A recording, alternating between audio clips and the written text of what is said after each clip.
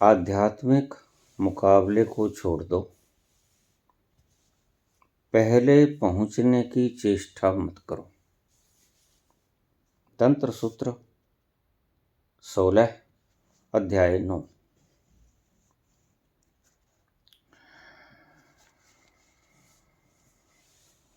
आध्यात्म का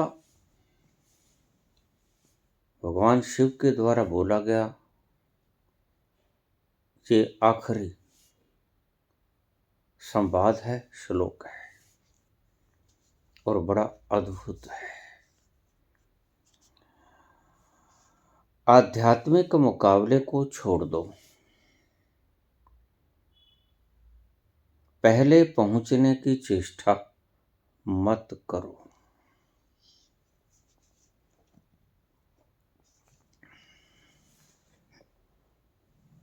हम तो सदा से ये कहते हैं संसार की दौड़ छोड़ दो, लेकिन यहां भगवान शिव कहते हैं पार्वती आध्यात्मिक मुकाबला भी छोड़ दो। यहां संसार का नाम नहीं लेते, भगवान शिव कहते हैं आध्यात्मिक मुकाबले को छोड़ दो, पहले पहुंचने की चेष्टा मत करो। अति क्रांतिकारी, अति विलक्षण सूत्र, इसलिए तंत्र सूत्र का आखिरी श्लोक है।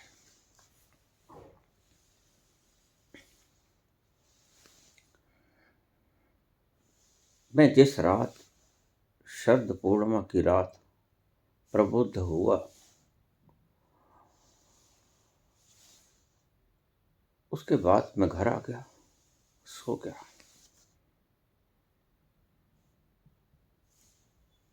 और फिर मैं जब चलता था तो मुझे ये लगता था कि मैं चल भी रहा हूं और मैं ठहरा भी हुआ हूं। शरीर की तरफ आ जाता तो मैं चल रहा हूं, अस्तित्व की तरफ आ जाता तो मैं ठहरा हुआ हूं।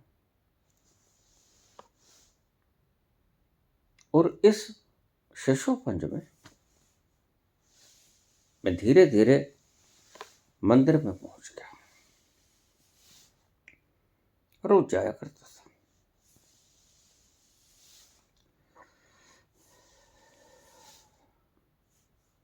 मैंने बाबा से कहा, बाबा ये तो मजाक हो गई, ये तो एक चोट हो गई। बाबा हंसे, हाँ चोट हो गई।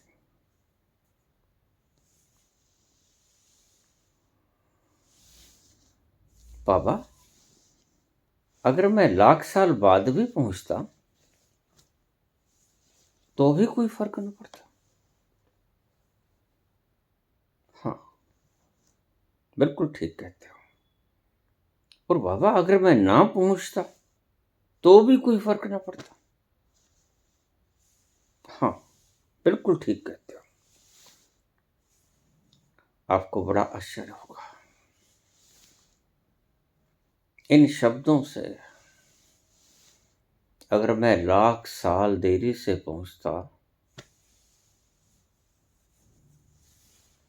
या मैं ना पहुंचता, क्या फर्क था? बाबा कहते जरा भी नहीं। इसीलिए तो इसको लीला कहा गया, इसीलिए तो इसको एक ड्रामा कहा गया।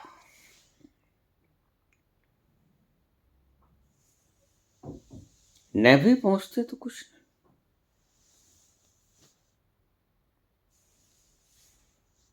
मैं खूब हंसा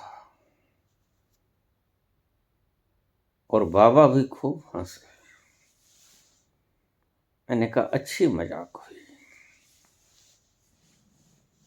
ये हुआ भी तो क्या हुआ, फर्क क्या पड़ता था? अगर नहीं भी पहुंचता तो क्या फर्क पड़ता था? और अगर लाख साल बाद पहुंच जाता या लाख साल पहले पहुंच जाता तो भी फर्क क्या पड़ता था? बाबा कहते बिल्कुल फर्क नहीं पड़ता था। आद सच जुगाद सच है भी सच, नानक होसी भी सच।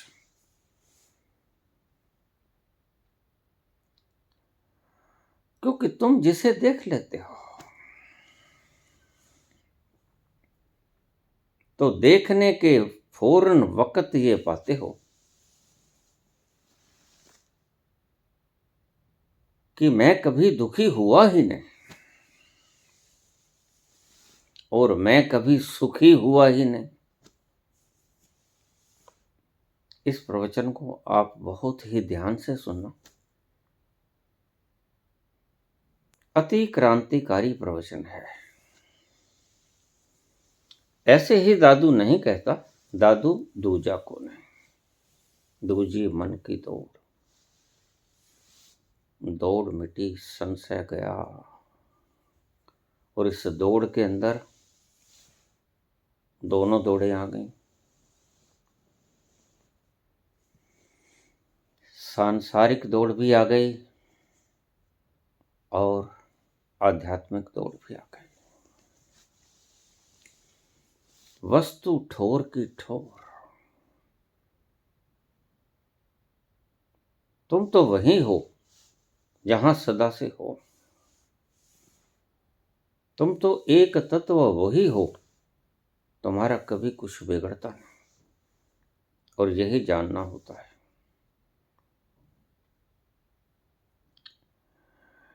ये नहीं जानना होता कि मैं कौन हूं, याद नहीं करना होता कि मैं भूल गया था, कोई स्वप्न नहीं तोड़ना होता। वरना सच में तो अगर बहुत गहरे शब्दों से मैं व्याख्यायित करूं तो वहां जाकर तुम्हारे सभी भ्रम ऐसे टूटते हैं कि जिसे कभी खोया ही ना था। और वह तत्व जो कभी दुखित हुआ ही नहीं, और वह तत्व जो कभी दुखित हो भी नहीं सकता, वो मैं हूं।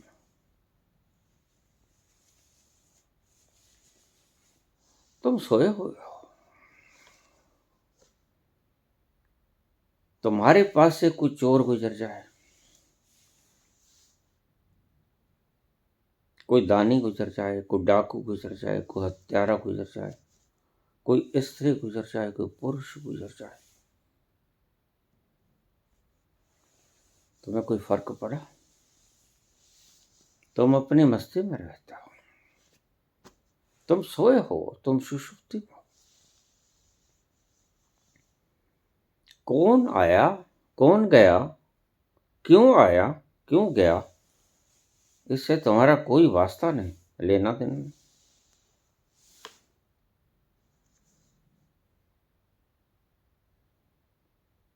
तो मैंने बाबा से कहा, बाबा बड़ा मजाक हुआ। कहते हाँ, इसलिए तो मैं कहता हूं कि ये जीवन, ये दुनिया एक नाटक है। और नाटक भी बड़ा सुंदर, अद्भुत। यहां कुछ भी हो जाए कोई फर्क नहीं। इसलिए तो मैं हस्तक्षेप नहीं करता। यह एक ड्रामा है। यहां व्यक्ति होता है, किरदार उसका जीवन में बड़ा शुभ होता है, लेकिन पर्दे के ऊपर वह विलेन होता है।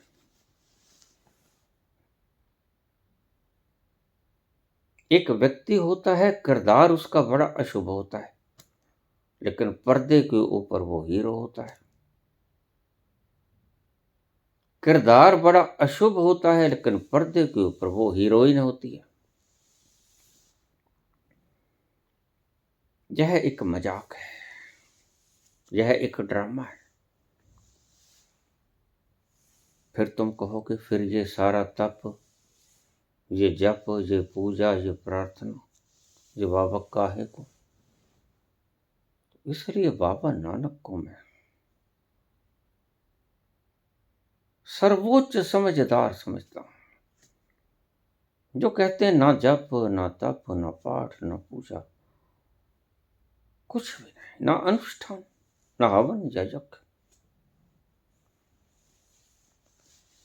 भला जरा सोचना, 2 घड़ी के लिए बैठ के सोचना,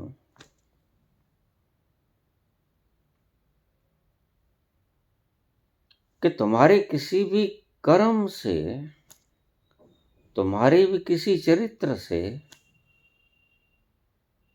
तुम्हारे स्वभाव पे फर्क पड़ता है? अभी तो तुम्हें पता नहीं, लेकिन जैसे ही तुम अपने स्वभाव तक पहुंचोगे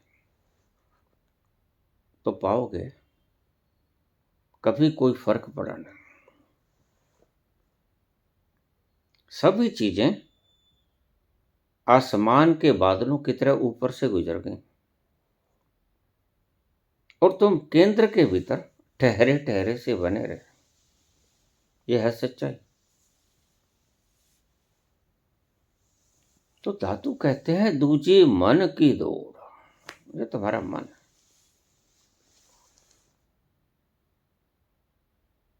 जो ऊहा पुह करता है, जो टट्टर मटर करता है, जो भाग दौड़ करता है, जो मुकाबलेबाजी करता है, तुम्हारा मन है। और मन के सिवा और कोई नहीं जो तुम्हें भटका दे। तुम खोते कुछ भी नहीं, ये तुम्हें अंत में जाके पता चलेगा। इसलिए तंत्र सूत्र का ये आखिरी श्लोक है।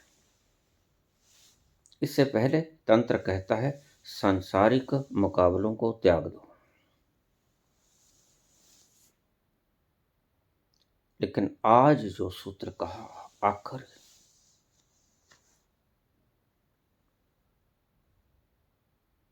आध्यात्मिक मुकाबलों को भी त्याग दो। अष्टावक्र की भाषा में कहूं तो यात्रा को बंद कर दो। दत्तात्रेय की भाषा में कहूं, शिव की भाषा में कहूं, नानक की भाषा में कहूं तो यात्रा को बंद कर दो। वो चाहे सांसारिक है चाहे आध्यात्मिक है, क्योंकि यात्रा व्यर्थ है। एक एक शब्द को बहुत शांतिपूर्वक सुनना है। यह आखिरी प्रवचन है तंत्र सूत्र का, जो भगवान शिव ने पार्वती से कहा।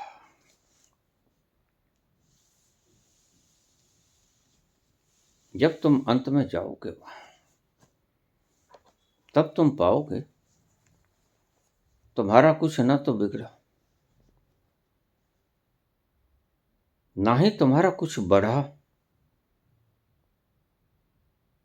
ना ही तुम्हारा कुछ घटा, नहीं घट सकता है, नहीं बढ़ सकता है। ईशावास्य उपनिषद का यह श्लोक।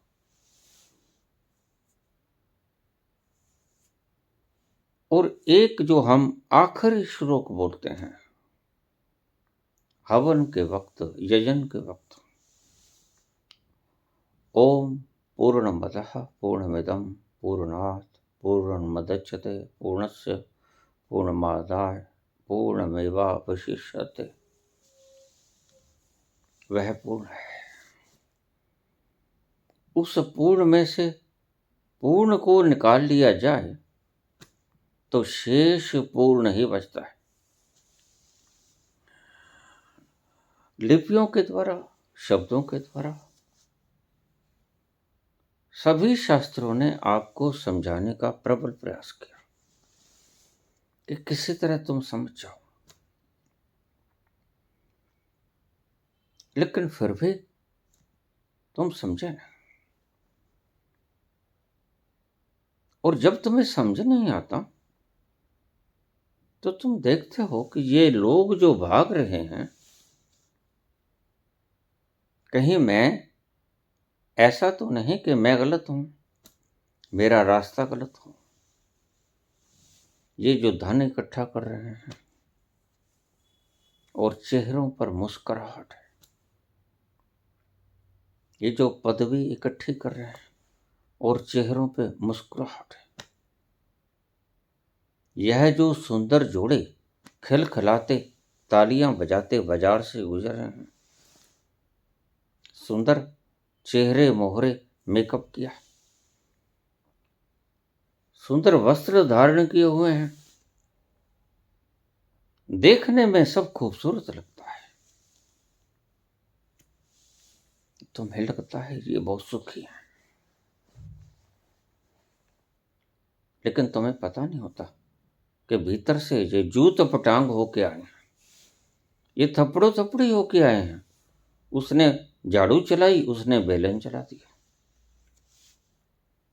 बस ये मेकअप तो सिर्फ जो निशान झगड़े झूठे में पड़ गए, उन निशानों को मिटाने के लिए मेकअप होते हैं।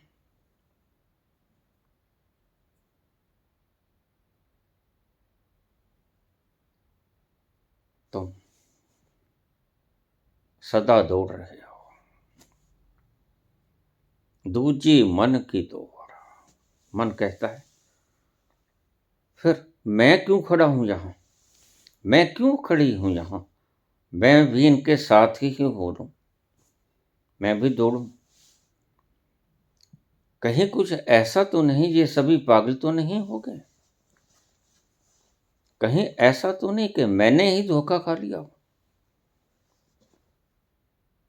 तुम्हारा मन यही बात कहता है कि नहीं, ठहरने का कोई फायदा नहीं, तुम दौड़ो, सारी दुनिया दौड़ रही है, तुम भी दौड़ो।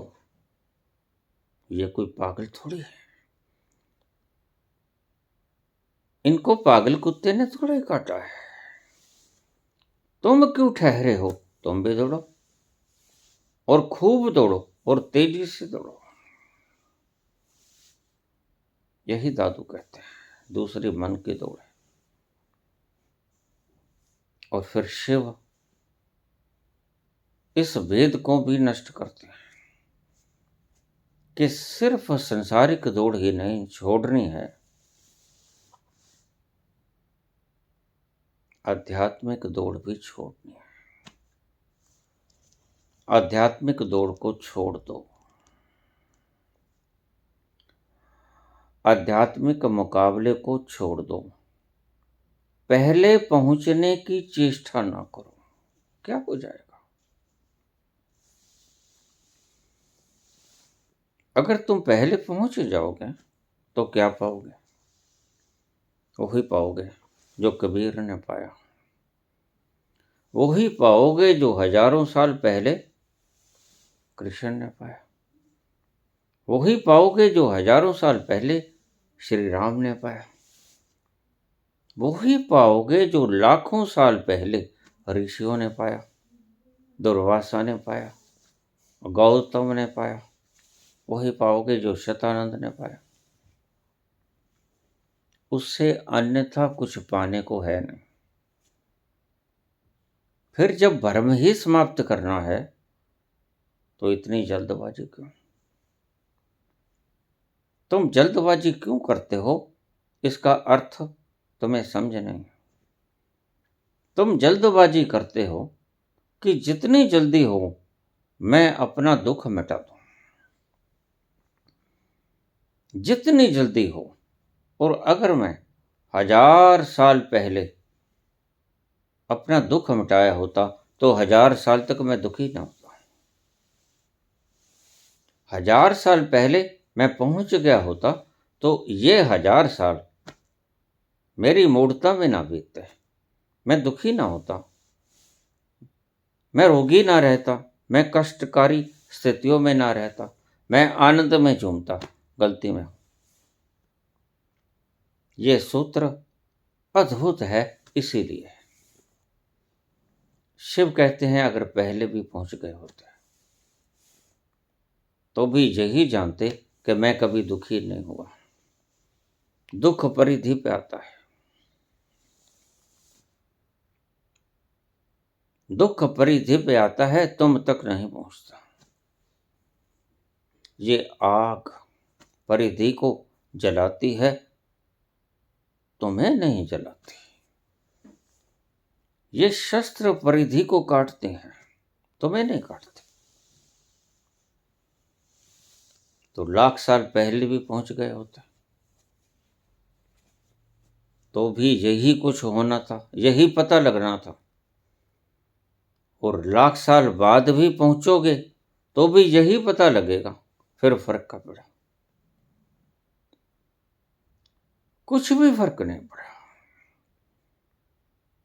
इसलिए भगवान कृष्ण कहते हैं मैं कुछ ऐसा हूं कि जिसमें ना तो कुछ घटाया जा सकता है ना बढ़ाया जा सकता है। बड़ी गहरी बातें हैं, आराम से सुनना, बार बार सुनना। यह तंत्र सूत्र का आखिरी श्लोक है और सब तंत्रों का सार है, निचोड़ है। अब तक तुमने सुना होगा कि संसार की दौड़ से हट जाओ, संसार की दौड़ त्याग दो। लेकिन यह पहली बार तुमने सुना होगा कि अध्यात्म की दौड़ छोड़ दो। अब ये बड़ा गहरा सा सूत्र है। क्यों? संसार की दौड़ तो इसलिए छोड़ दें कि संसार की दौड़ से तुम जो पाओगे उसमें सुख नहीं है। लगता है सुख है, लेकिन सुख है नहीं। जो क्षणिक सुख तुम्हें लगता है वह भी दुख का कारण बनेगा कल को। इसलिए संसार की दौड़ को छोड़ दो।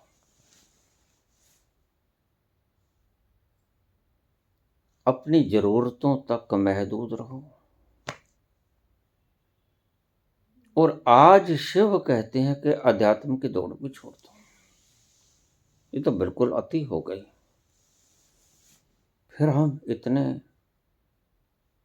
ये योग सेंटर, इतने डेरे, ये इतने आध्यात्मिक केंद्र,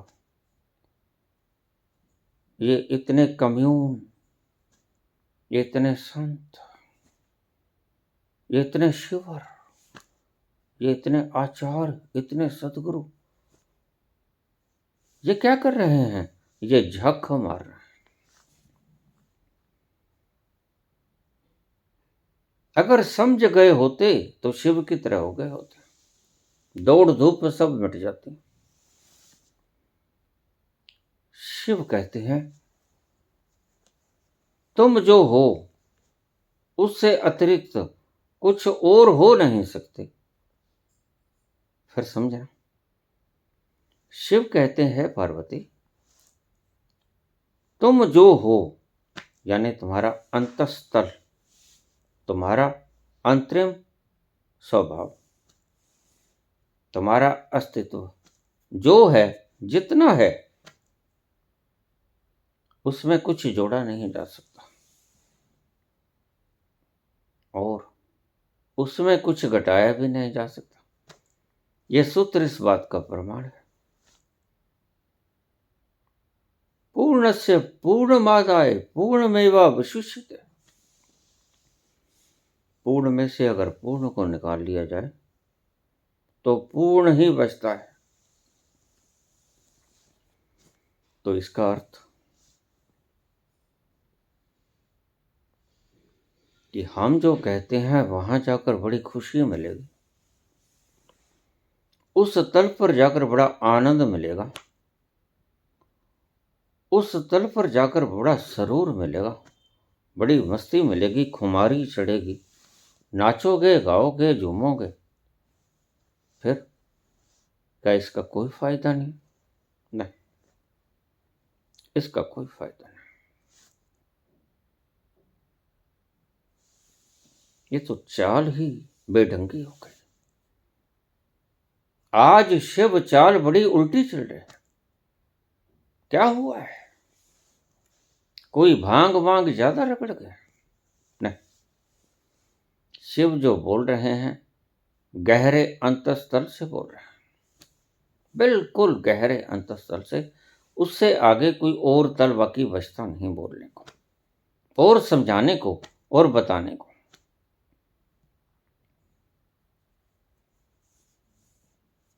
शिव कहते हैं बस इतना सा जान लोगे, पश्चाताप नहीं रहेगा जब तुम वहां पहुंच गए। काहे का पश्चाताप? पश्चाताप इस बात का कि काश मैं पहले पहुंच गया होता। यह पश्चाताप ना रहेगा। और फिर वहां जाके तुम्हें एक बात और भी समझाएगी कि अगर मैं आज ना पहुंचता, लाखों साल बाद पहुंचता, तो भी कोई फर्क नहीं पड़ता था, जरा भी फर्क नहीं पड़ता था। क्योंकि जिस तल तक मैं पहुंचा, जिस मैं अपने स्वयं तक पहुंचा,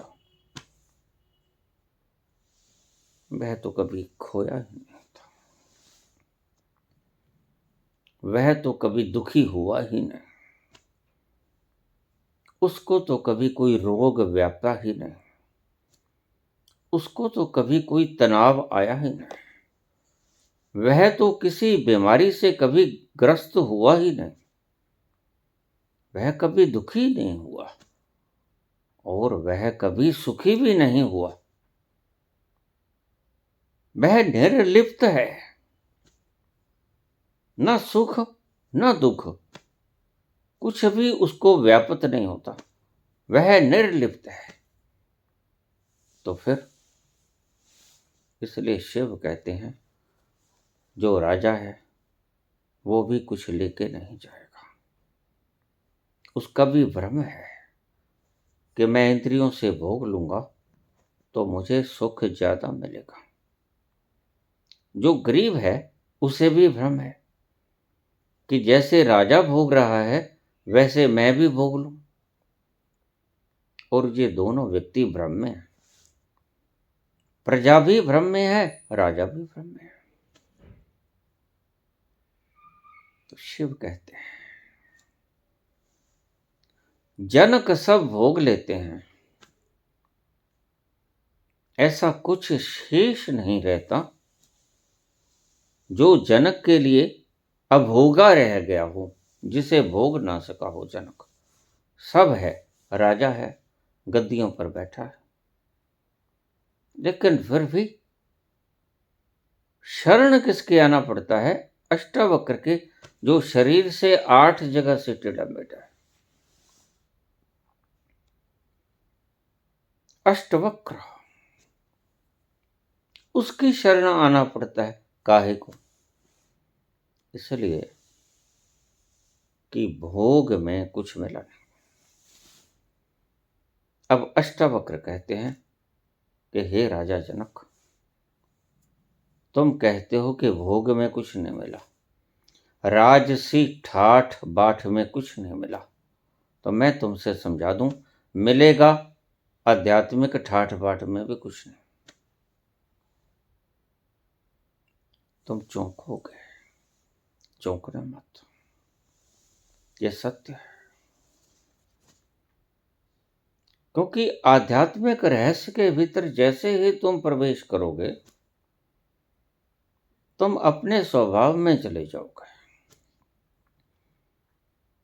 और एक दूसरी बात भी आपको बता दूं, तुम बाहर कहीं भी घूम आए, संसार में कहीं भी तुम घूम लिए, फिर लिए, भौंक लिए, आवारा गर्दी कर ली,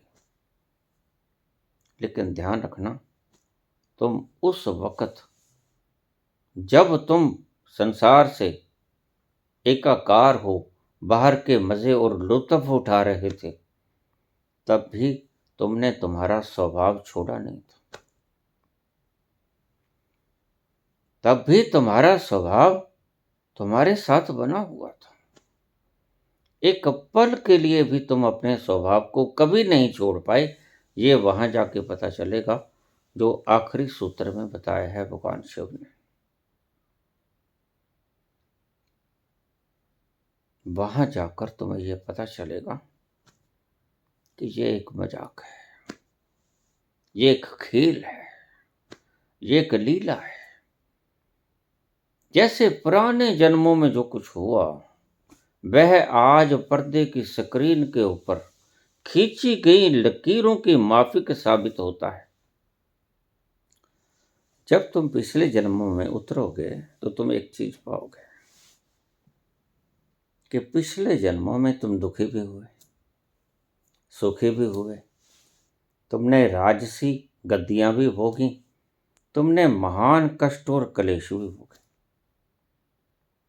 तुमने कत्लो गारत भी की और तुम्हें भी गोलियों से भून दिया गया, लेकिन तुम्हारा कुछ नहीं बिगड़ा।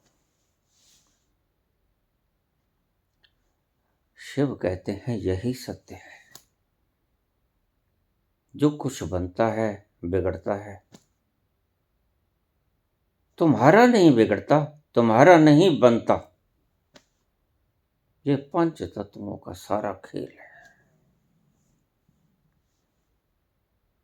पंच तत्व बिखर जाते हैं, डिसइंटीग्रेट हो जाते हैं, और पंच तत्व इकट्ठे हो जाते हैं। बस यही खेल है, और वो तुम हो नहीं। बस सपना क्यों कहा? सत हरि भजन जगत सब सपना। सपना इसलिए कहा, बस तुम चिपक गए उसके साथ। तुम घटनाओं के साथ चिपक गए और तुम घटनाओं को घटते हुए देखकर यह भूल कर बैठे कि ये घटनाएं मेरे साथ घट रही हैं। अब ये संस्कार गहरे होते गए कि यह सब मेरे साथ घटित हो रहा है। इसे ही मनुष्यों ने मोह कहा है। चोट लगती है तुम्हारे बच्चे को, कलेजे में दर्द होता है तुम्हारे, जबकि चोट तुम्हारे बच्चे को लगी। चोट तुम्हारे पारिवारिक सदस्य को लगती है, दुखी तुम होते हो। कारण कारण लिप्तता। लिप्तता मोह भी कह देते हैं। इस मोह के कारण ही तुम दुखी होते हो। तुम बंध जाते हो, तुम ये मान लेते हो, एकाकृत हो जाते हो, जैसे कि वो उसका शरीर नहीं, वो तुम्हारा शरीर है। तुमने कभी देखा कि तुम्हारे घर में या तुम्हारे आसपास जिसके साथ तुम्हारे अच्छे संबंध हैं, कोई बुरी घटना घट गई तो तुम्हें भी दुख होता है। उसे सह अनुभूति कहते हैं, सहानुभूति। लेकिन बिल्कुल वही घटना तुम्हारे दुश्मन के साथ घट जाए तो क्या तुम्हें दुख होता है? नहीं, बल्कि तुम खुश होते हो। क्या हुआ? वही घटना हुई, वही इंसिडेंट हुई। एक इंसिडेंट में तुम दुखी हुए, एक इंसिडेंट में तुम सुखी हुए। घटना वही घटी। क्या फर्क है? लिप्तता का फर्क है। एक व्यक्ति के साथ तुम मोह में बंधे हुए थे, वह तुम्हें तुम्हारा अपना दिखाई पड़ रहा था, इसलिए उसको चोट लगी तो तुम्हें भी चोट लगी, तुम्हारा भी कलेजा दुखा। और अगर तुम्हारे दुश्मन को चोट लगी तो तुम्हारा कलेजा दुखेगा ना, फिर तुम प्रसन्न होगे, फिर तुम खुशी मनाओगे, जश्न मनाओगे। घटना वो ही घटी। कोई हार जाता है, अगर वह तुम्हारा अपना है तो तुम दुखी होते हो, और अगर वह बेगाना है तो तुम नृत्य करते हो, ढोलक बजाते हो, मिठाई बांटते हो। घटना वो ही घटी। फर्क क्या पड़ा? फर्क पड़ा मोह का। निर्लिप्तता अगर होती तो दुश्मन को चोट लगती या मित्र को चोट लगती तो तुम निर्लिप्त ही रहते हैं। बस ऐसा ही तुम्हारा स्वभाव है। वह किसी का शत्रु नहीं, वह किसी का मित्र नहीं, वह निर्लिप्त है। किसी का कुछ भी बिगड़ जाए उससे कोई फर्क नहीं पड़ता। इसलिए सबसे पहले तुम बंधते हो, लिप्त होते हो, मोह में बंधते हो। किसके साथ? अपने साथ, अपने शरीर के साथ, अपने सब कल पुर्जों के साथ, अपनी भावनाओं के साथ, अपने विचारों के साथ। फिर उसके बाद अपने पारिवारिक सदस्यों के साथ, फिर उसके बाद तुम्हारे सगे संबंधी, प्रेमियों के साथ, मित्रों के साथ, दोस्तों के साथ।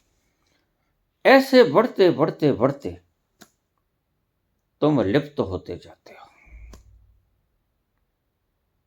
किसी के लिए तुम मित्रता से लिप्त हो जाते हो, किसी के लिए तुम शत्रुता से लिप्त हो जाते हो, लेकिन लिप्त तुम होते हो। तुम कभी देखना, अगर तुम्हारा कोई शत्रु मर जाए तो तुम्हारे भीतर से एक हल्कापन आ जाएगा। क्या हुआ? यह शत्रुता का एक भार था तुम्हारे भीतर, और शत्रु मर गया। वो चिपकाहट खत्म हो गई, अब वो नहीं आएगा।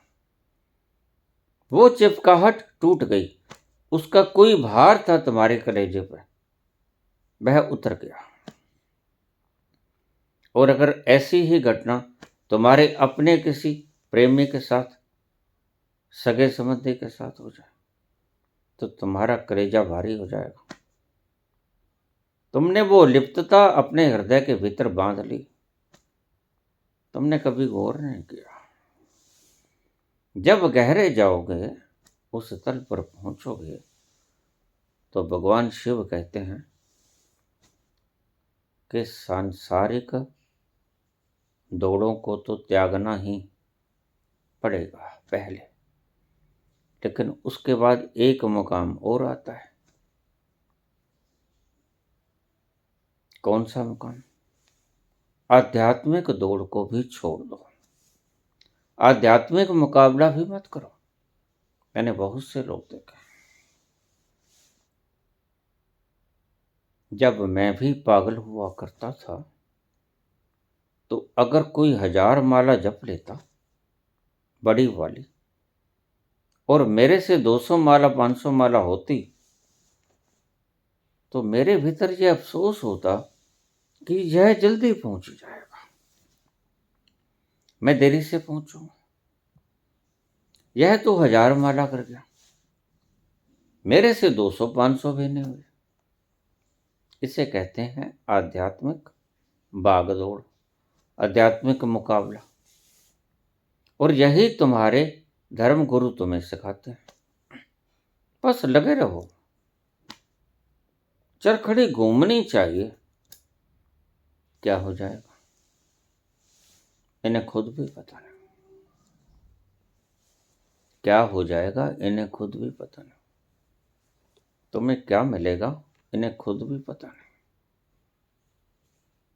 गैर पहुंचे हुए लोग, उस तल से चूके हुए वंचित लोग,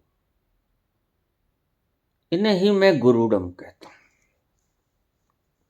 जिन्होंने उस गहरे तल को छुआ नहीं। लेकिन शिव बात को खत्म करते हैं। शिव कहते हैं, पार्वती, आध्यात्मिक मुकाबले को छोड़ दे, तू जल्दी पहुंचने की चेष्टा ही मत कर। तू ऐसा समझ कि पहुंचा पहुंचा, ना पहुंचा तो ना भी पहुंचा, कोई फर्क पड़ने को नहीं। और जब तुम पहुंचोगे तब तुम यही पाओगे कि मैं जिस तत्व पे पहुंचा, जो वास्तव में मैं हूं। छज्जू बल्ख चले गया, बुखारे चला गया, बड़ा सुंदर शहर है, उसके नज़ारे देखे, वहां अच्छे से खाया पिया, घूमा फिरा, और बल्ख और बुखारे का शहर नाप दिया, बड़े दिन गुजारे, और फिर अपने घर मुकाम लौट आया। चौबारे पे रहता था, जब अपनी चारपाई के ऊपर, उन दिनों में बेड नहीं होते थे, चारपाई के ऊपर लेटा तो छज्जू, जो सुख छज्जू दे चौबारे, ना बल्ख ना बुखारे। बड़े सुंदर दृश्य थे, बड़े सुंदर पकवान थे, आलीशान मंजिलें थी, आलीशान मकान दुकान थे, सुंदर पहरावों से युक्त लोग थे, और सभी के बीच में घूम फिर के आया, जो खाना चाहा खाया, जहां घूमना चाहा घूमा, और फिर वापस आ गया, और वापस आके अपने चौबारे के ऊपर चढ़ा और अपनी चारपाई पे लेट गया, चैन की सांस ली, फिर वहीं आ गया जो उसका असली मुकाम है, जो सुख छज्जू दे चौबारे, ना बल्ख ना बुखारे। सब जगह घूम आया, सब खा पी लिया, छान लिया, फलोर लिया, कहीं कुछ नहीं मिला। जो सुख यहां चारपाई के ऊपर छज्जू के चौबारे पे मिला, वो कहीं नहीं मिला। और देखो, अगर छज्जू अपने चौबारे को छोड़कर बाहर चला गया, बल्क में बुखारे में, और जब वापस आया तब वापस नहीं आता, साल 2 साल 5 10 20 साल 40 साल 100 साल वहां रहता, घूमता फिरता, और फिर भी वापस आता तो न तो उसका चौबारा कहीं जाता था, ना ही उसकी चारपाई कहीं जाती थी। जब भी वो वापस आता, जब भी वो वापस आता, वो पाता और यही कहता, जो सुख छज्जू दे चौबारे, ना बल्ख ना बुखारे। तो भगवान शिव यही इशारा कर रहे हैं, दुखी मत होना कि मुझे देर हो रही है, बिल्कुल भी दुखी मत होना। इसे हम अपने अनुभव से बता रहे हैं, कोई शास्त्र पढ़ कर नहीं बता रहे, कोई किसी गुरु ने कन्ना बत्ती कुर्र नहीं कर दिया, खुद देखा, खुद गए, खुद अनुभव किया और फिर तुम्हें बताया। तो जब मैं पहले दफे शरद पूर्णिमा की रात को वापस घर आया और सुबह उठा और फिर मैं मंदिर चला गया, तो मैं शंकर मंदिर में बैठा, भगवान शिव से कहा, भगवान यह तो एक मजाक हो गया, तो शिव बोले, हाँ मजाक हो गया, यह एक नाटक है, दुखी तो तुम कभी हुए ही नहीं। और यही चीज जाननी होती है कि तुम कभी दुखी नहीं हुए। तो इस सूत्र का गहरा अर्थ क्या है? दौड़ना छोड़ दो, संसार की चीजों के प्रति तो दौड़ना छोड़ ही दो,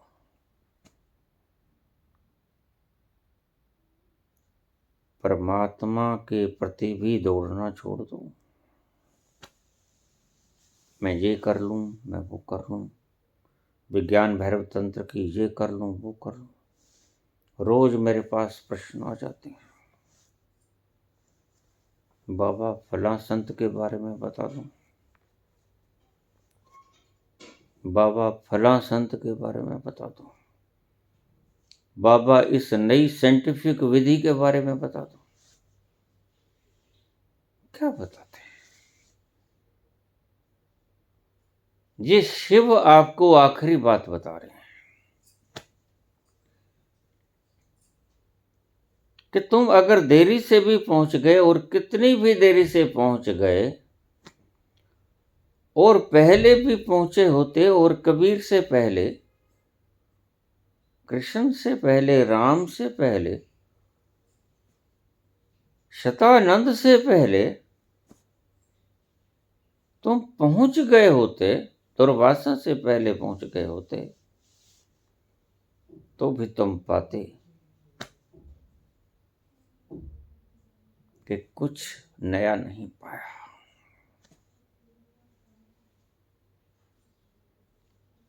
उसी जगह आ गया जो मेरा मुकाम है, जरा भी देरी नहीं हुई, और जरा भी पहले नहीं पहुंचा। पहले नहीं पहुंचा क्योंकि तुम इसको खोते ही नहीं, तुम इसे कभी नहीं खोते।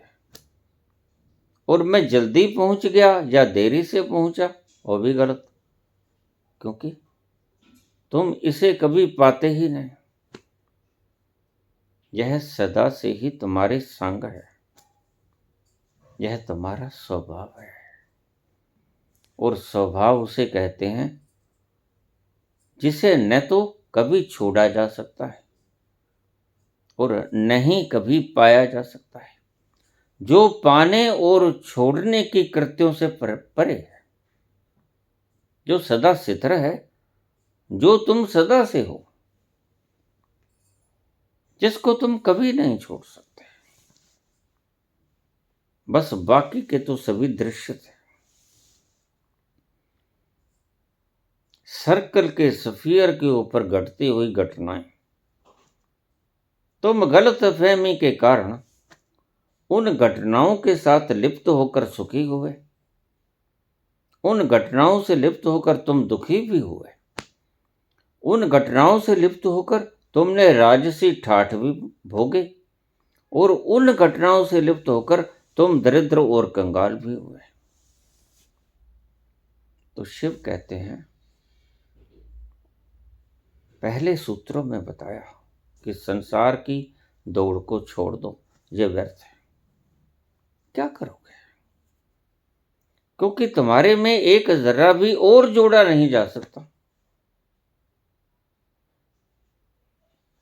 और दुखी भी मत हो। अगर न मिले तो, अगर तुम्हारी मेहनत बेकार चली जाए तो दुखी भी मत होना। क्यों? क्योंकि तुम्हारे अस्तित्व में से कुछ घटाया भी नहीं जा सकता, फिर जिसमें से कुछ जोड़ा नहीं जा सकता, और जिसमें से कुछ घटाया नहीं जा सकता, तो फिर तुम्हारी दौड़ का अर्थ भी क्या रह जाता है? तुम दौड़ते भी क्यों?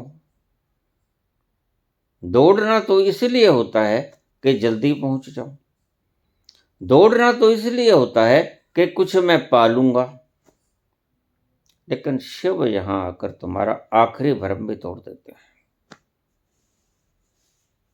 कि यहां तुम कुछ नहीं पा सकते। जो तुम पा सकते हो वह पहले ही से पाया हुआ है।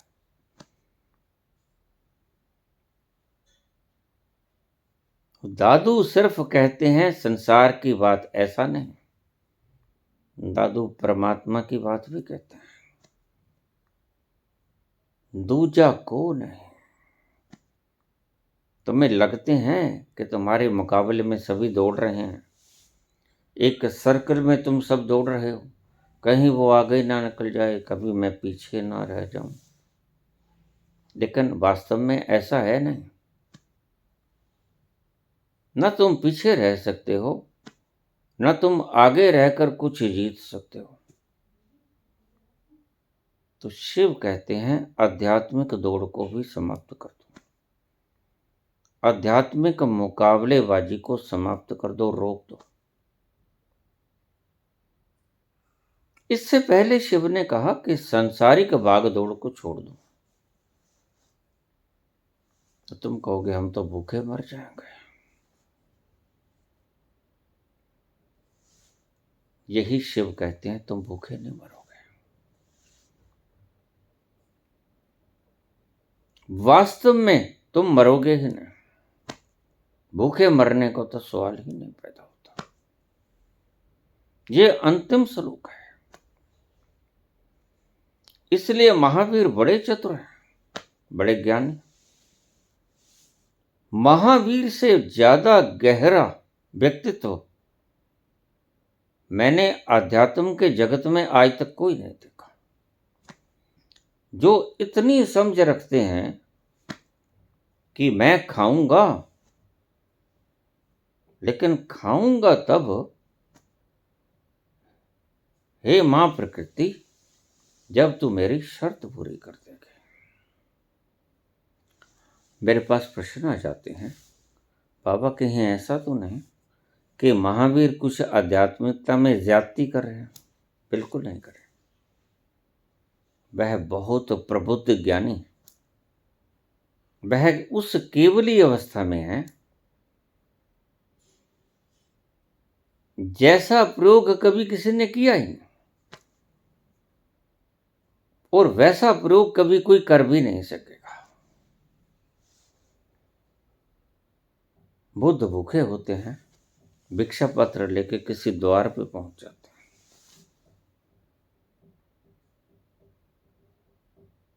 लेकिन महावीर के स्थानक के अंदर पका पकाया भोजन आता है, और महावीर कहते हैं नहीं मत लाया करो, मैं जाऊंगा और प्रकृति को क्या मंजूर है यह देखूंगा। वास्तव में उसकी जीवेषणा खो गई, और तुम जीवेषणा खोने के अर्थ अन्य अन्य ढंगों से ले लेते हो। जीवेषणा तो तुम्हारी भी बहुत बार खोती, लेकिन तुम पिछले दरवाजे से निकल जाते हो। तुम एक पाप कर देते हो, जो तुम हो नहीं तुम उसको मार देते हो। शरीर तुम हो नहीं, तुम यंत्रों को मार देते हो। जो तुम हो नहीं, भला तुम गाड़ी थोड़ी हो। तुम अगर अपना गुस्सा गाड़ी पे उतारना शुरू कर दो, गाड़ी के कल पुर्जे खिलारना शुरू कर दो, गाड़ी को बिल्कुल अपंग बना दो, गाड़ी को तहस नहस कर दो, आग लगा दो, क्या होगा? तुम बचे रह गए। तो महावीर कहते हैं कि ऐसे मैं नहीं खाऊंगा। उस प्रकृति के खेल में उसने मुझसे क्या करवाना है वो करवा लेगा। महावीर उसकी विराटता को बहुत अच्छी तरह से जानते हैं, और उसकी विराटता की इच्छा के साथ एकाकार होकर चलते हैं। ऐसा संत धरती पे कभी हुआ नहीं, महावीर जैसा। कभी होगा भी नहीं। महावीर कहते हैं, बिल्कुल वही नानक की भाषा, जो तुध पावे, लेकिन थोड़ा सा आगे और शर्त लगा देते। ये बड़ी तुम्हारे लिए, संसार के लिए खतरनाक है। तुम तो छीन कर भी खा लेते हो। बुद्ध मांग कर खा लेते हैं। राजे हैं, राज दरबार को छोड़कर आए हैं, जब चाहे तख्त ताज उनका इंतजार कर रहे हैं, जब चाहे अपने तख्त ताज पे बैठ सकते हैं। सुतोधन ने बहुत कहा, आखिरी बार तक कहा। जब लौटे कपिल वस्तु तो सुद्धोधन ने कहा कि आ गई धर्म ठिकाने। पता लगा कि मांगना क्या होता है। अब आओ, बैठ जाओ, मैं वृद्ध हो गया हूं, हाथ पांव कांपते हैं, बच्चा छोटा है। अपना राज का संभालो, तुम्हारी अमानत है। मैं वृद्ध हो गया हूं, मुझसे नहीं संभलता, और मुझे पता था, मैं निश्चिंत भी था कि आज नहीं कल कौन तुम्हारी इतनी सेवा करता है, जितनी सेवा राजमहलों में होती। कौन तुम्हें इतना सुंदर पकवान देगा। मुझे पता था एक दिन वापस आओगे, और आज आ गए।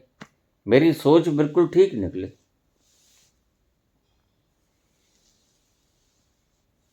तो गौतम बुद्ध से कहते हैं,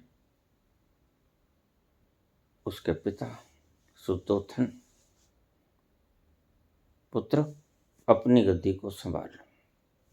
अब बहुत ठोकरें खा ली, बड़े भटक लिए, बड़े द्वारों से मांगा होगा, मैं जानता हूं, और उन द्वारों पर तुम्हारी बेइज्जती भी हुई होगी। अच्छे भले हो, मस्टंडे हो, काम करके क्यों नहीं खाते, कमा के क्यों नहीं खाते, बहुत लोगों ने कहा होगा, और यहां से तुम कपिल वस्तु को ठुकरा के गए। किसी को क्या पता कि तुम राजा हो। तो देर आयद दुरुस्त आयद, तुम आओ, बैठ जाओ, अपना सिंहासन संभालो। कोई बात नहीं, गलती हो जाती है इंसान से। तो बुद्ध कहते हैं, पिताश्री, ये तो अब असंभव है। तो सुद्धोधन चूक है, असंभव है। मतलब पिताश्री, मुझे इतना बड़ा साम्राज्य विराट का मिल गया है कि ये छोटा सा साम्राज्य कंकड़ पत्थर नजर आता है। इतना विराट का सिंहासन मुझे मिल गया है कि अब ये सिंहासन बड़ा क्षुद्र नजर आता है, बड़ा छोटा नजर आता है। तुम गलती में हो पिताश्री, मैं तो सिर्फ आ गया, इस राह से गुजरा था, बस इस राह से गुजरा था। तो आनंद ने याद करा दिया कि जिसे छोड़ के गए थे, थोड़ा उनके भी खबरसार ले लो, थोड़ा उनसे मिलते चलो, बोझा हल्का हो जाएगा। तो मैं यहां आ गया, यशोधरा से मिला, राहुल को देखा। ये सब वही है जो मैं छोड़ के गया था, और विराट सिंहासन है, लेकिन तुम्हारे लिए, मेरे लिए ये विराट नहीं। मुझे तो इतना विराट तम मिल गया है जिसका कोई और छोर है ही नहीं। कपिल वस्तु की तो सीमाएं हैं, कपिल वस्तु की तो हदूदें हैं, लेकिन मैं तो उस सीमाओं से पार चला गया। मेरा साम्राज्य तो इति इति दूर तक स्थापित है कि जिसका कोई आदि अंत और छोर है ही नहीं। इसलिए अब मुझे ये छोटा सा सिंहासन बांध नहीं पाएगा पिताश्री, इसको तुम ही संभाल लो।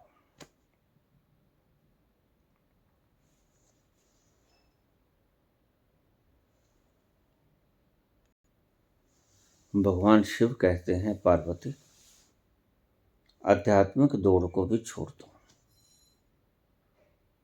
क्योंकि तुम जिसे तलाश करने जा रहे हो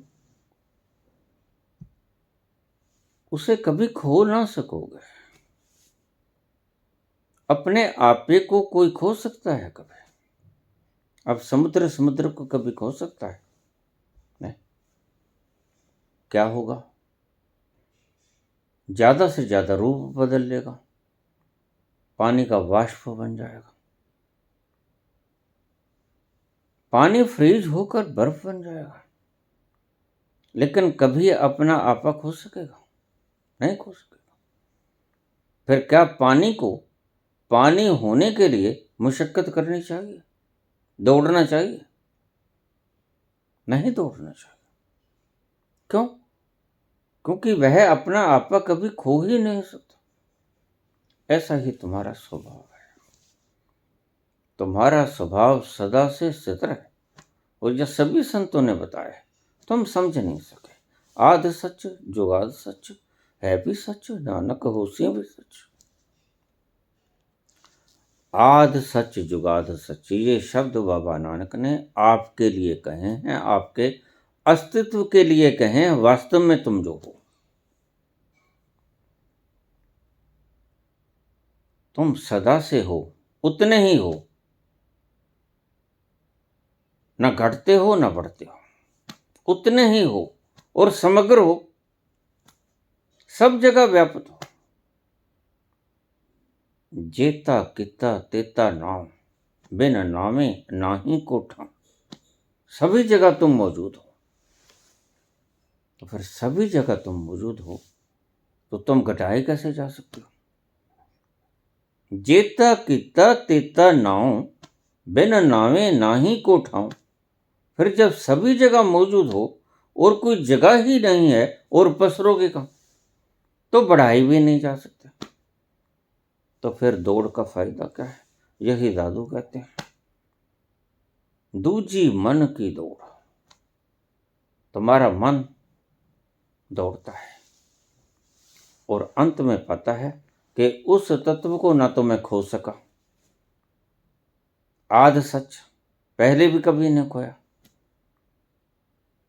आध सच जुगाद सच, आज भी सच पहले भी सच था, उतना ही है, वो ही है भी सच, होशी भी सच। आज भी उतने ही तुम हो और लाख करोड़ वर्षों बाद, अनंत वर्षों बाद भी तुम इतने ही रहोगे। इसलिए शिव कहते हैं कि न भी पहुंचोगे तो कोई फर्क नहीं पड़ता, क्योंकि तुम्हारा आपा कभी कोई छीन नहीं सकता। भला वो स्वभाव ही क्या जो तुमसे कोई छीन ले? वह तुम्हारी मलकियत ही क्या, सच्ची मलकियत ही क्या जो तुमसे कोई छीन ले? लेकिन तुम खुश दिखना चाहते हो। वास्तव में तुमने कभी खुशी को खोया नहीं, वास्तव में तुमने कभी आनंद को खोया नहीं। तुम सदा से आनंद में कलकारियां मार रहे हो, सदा से उस तीर्थ में तुम स्नान कर रहे हो। मुश्किल क्या है? मुश्किल यह है कि तुम्हारा मन बीच में आ जाता है,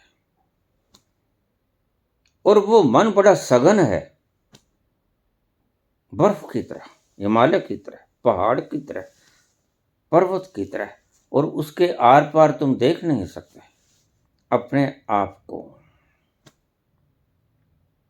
वहीं तुम्हें भ्रम हो जाता है कि मैं दुखी हूं, और तुम सदा दिखावा करते हो सुखी होने का, जबकि तुम सदा से सुखी हो, दुखी कभी हुए? ये तुमने देखा, मेकअप करके तुम बाहर जाते हो, गालों पे लाली लगा लेते हो, फेस पाउडर की कई परतें जमा लेते हो, और तुम ये समझते हो कि मैं सुंदर नजर आता हूं या आती हूं।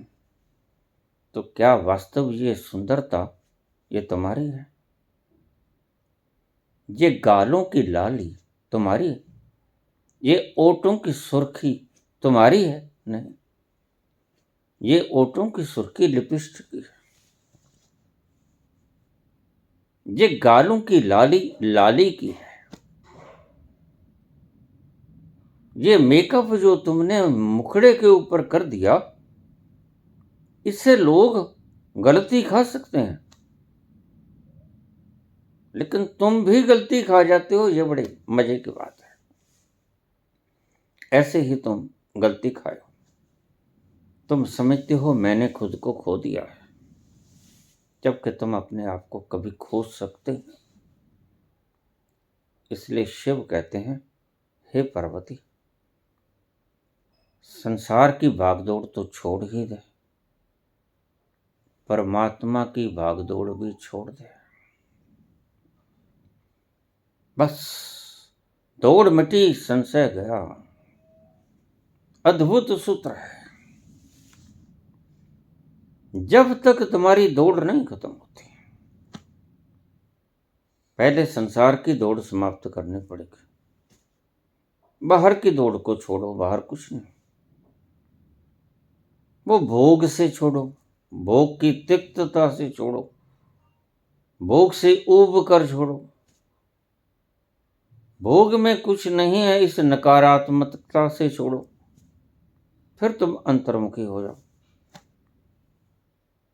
फिर शिव बड़ा अद्भुत सूत्र देते हैं, जिसकी तुम तलाश करते हो, जिसे तुम्हारे सारे धर्म गुरु एक पाखंड बनाए बैठे हैं कि सचखंड में ले जाएंगे, सतलोक में ले जाएंगे। फिर ये एक दूसरा भ्रम शुरू हो गया।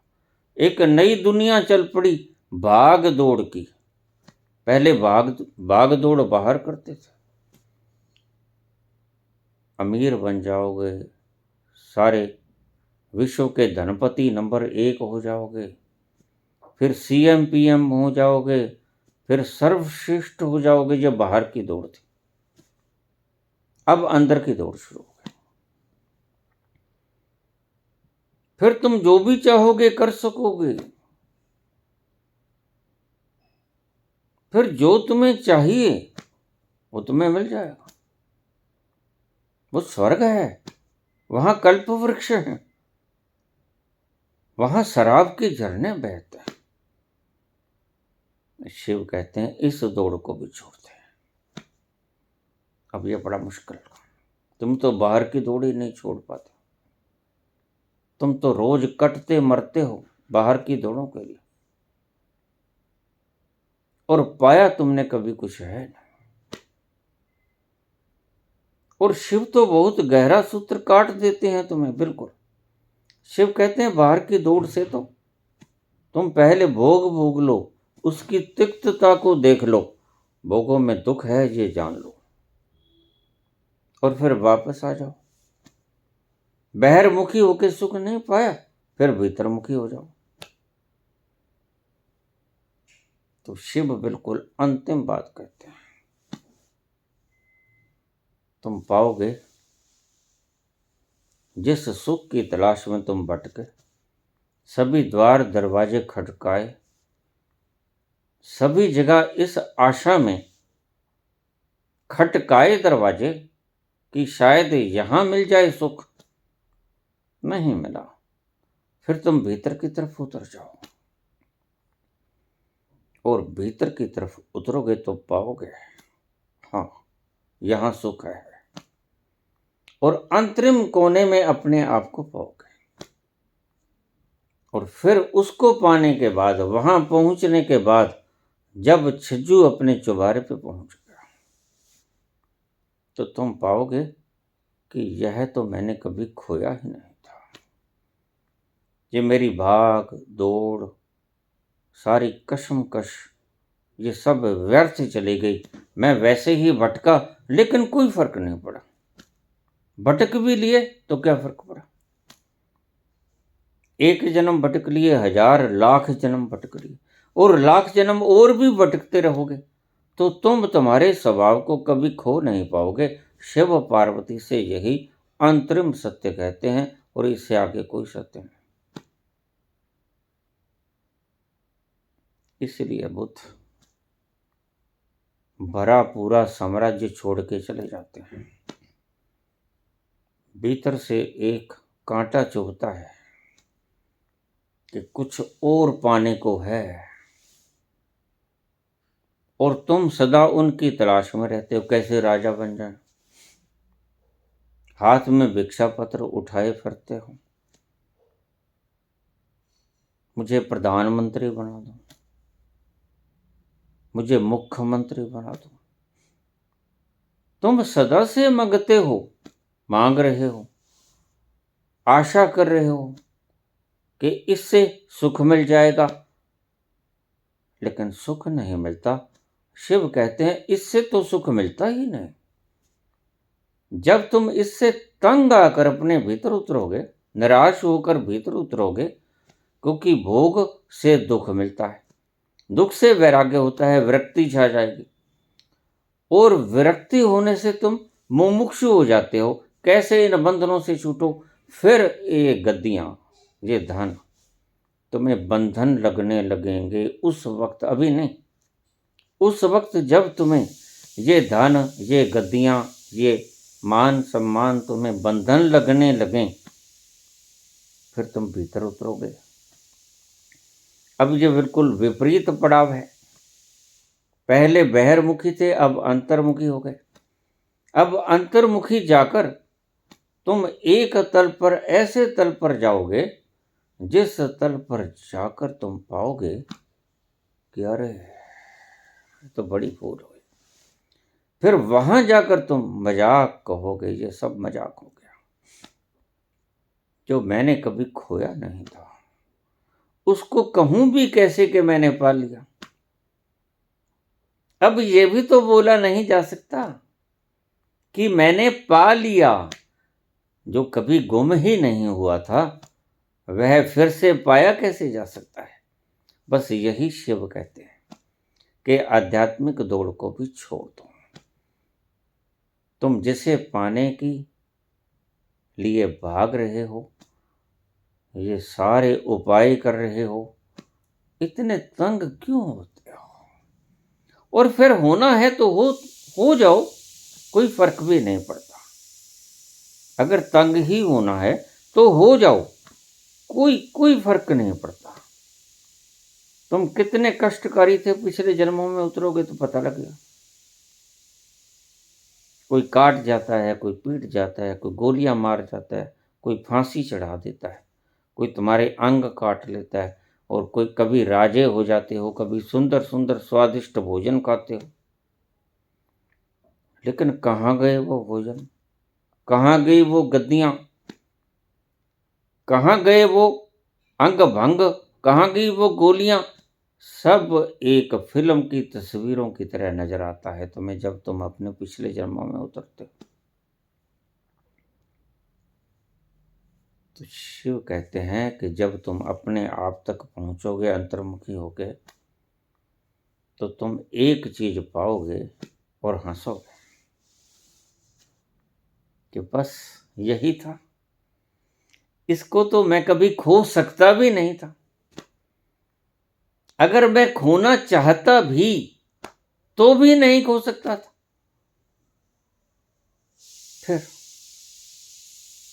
फिर जो देरी हो गई वो भी कोई बात नहीं, और भी देरी हो जाती तो भी कोई बात नहीं, न भी मिलता तो भी कोई बात नहीं, मिल भी गया तो भी कोई बात नहीं। तुमने कुछ खोया नहीं, तुम कुछ खो सकते नहीं। उस तल पर जाकर जो ईसा ने कहा कि बच्चों की तरह निर्दोष हो जाओ, तुम वहां जाकर बच्चों की तरह निर्दोष हो जाते, खेल कर आके हंसते हो और हंसते हो कि हे भगवान, ये भी क्या मजाक हुआ। जिसे कभी खोया ही ना था, जिसको खोया जा ही नहीं सकता था, उसकी भाल में उसको पाने के लिए क्या क्या पापड़ नहीं बेले, क्या क्या, कितने आसन टेढ़ मेढ़, कितने प्राणायाम, कितने नाम जप, कितने 5 नाम, कितने सहस्र नाम, कितनी तीर्थ यात्राएं, कितने हज, कितने मक्के मदीने, कितनी कुरान पुरान, कितनी गीताएं, कितनी टीकाएं, कितने आचार्य, कितने सदगुरु, कितना कुछ नहीं किया, तो समझ आएगा कि जो कुछ किया वह एक मूढ़ता था, और इससे कुछ वो नहीं मिला जो कि मैं हूं उसमें कुछ बढ़ोतरी हो गई हो, और उसमें से कुछ घटा भी नहीं। जो मैं छोड़ के गया था वही तो कुछ है, वही पहले था, वही आज है, वही कल रहेगा। आद सच जुगाद सच, है भी सच, नानक होसी भी सच। धन्यवाद।